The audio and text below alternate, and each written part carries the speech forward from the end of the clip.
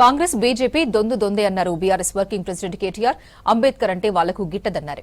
అంబేద్కర్ ను కొందరి వారిగా చిత్రీకరించే ప్రయత్నం చేస్తున్నారన్నారు. మహాత్మా గాంధీలాగే అంబేద్కర్ అందరివారన్నారు.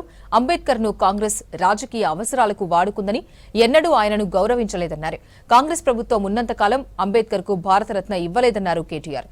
తెలంగాణ భవన్లో అంబేద్కర్ జయంతి ఉత్సవాల్లో పాల్గొన్నారు కేటీఆర్.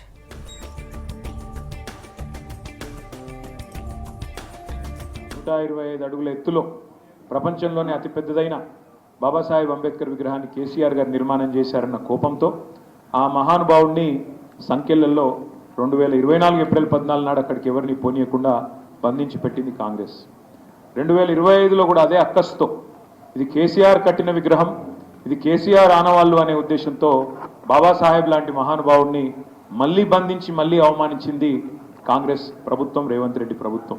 బాబాసాహెబ్ ను మళ్ళొక్కసారి గత 2 సంవత్సరాలు చేసినట్టే ఈ సంవత్సరం కూడా బందీ చేసి పెడితే మేమే వస్తాం, వందలాదిగా వేలాదిగా వచ్చి ఆ సంఖ్యలు బద్దలు కొడతామని చెప్పి ఆ రోజు చేసిన హెచ్చరిక ఇవాళ ఫలించి సచ్చినట్టు ఇవాళ రాష్ట్ర ప్రభుత్వం అక్కడ ఏర్పాట్లు చేసింది.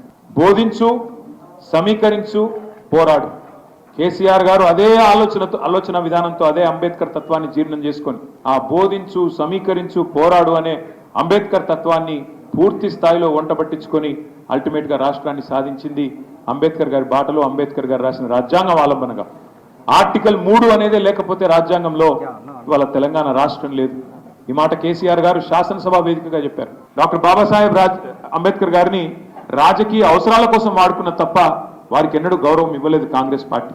కాంగ్రెస్ ప్రభుత్వం ఉన్నంత కాలం భారతదేశంలో అటు నెహ్రూ గారు, తర్వాత ఇందిరాగాంధీ గారు, ఆ తర్వాత రాజీవ్ గాంధీ గారు బాబాసాహెబ్కు భారతరత్న మాత్రం ఇవ్వలేదు. దళిత బంధు లాంటి పథకం తేవాలంటే, రైతు బంధు లాంటి పథకం తేవాలి అంటే నాయకుడికి కలేజా ఉండాలి. ఆ కలేజా ఉన్న నాయకుడు మన కేసీఆర్ గారు. 42% ఇస్తామన్నారు బీసీలకి కాంట్రాక్టులలో, 18% ఇస్తా అన్నారు ఎస్సీలకి కాంట్రాక్టులలో, ప్రభుత్వ కాంట్రాక్టులలో. ఎస్టీలకు 12% ఇస్తామన్నారు. మొత్తం వెరసి 72% ప్రభుత్వ కాంట్రాక్టులలో బీసీ, ఎస్సీ, ఎస్టీలకే మేము అవకాశం ఇస్తామని చెప్పి అభయాస్తం పేరిట మేనిఫెస్టో రాసి అందులో స్పష్టంగా చెప్పింది కాంగ్రెస్ పార్టీ. వచ్చినాయా మరి ఎస్సీ, ఎస్టీ, బీసీబీలకు 72% వాటా ప్రభుత్వ కాంట్రాక్టులలో వచ్చిందా? రేపో మాపో మూసీ పిలుస్తారట, మూసీ కాంట్రాక్టు ఇస్తాడా రేవంత్ రెడ్డి?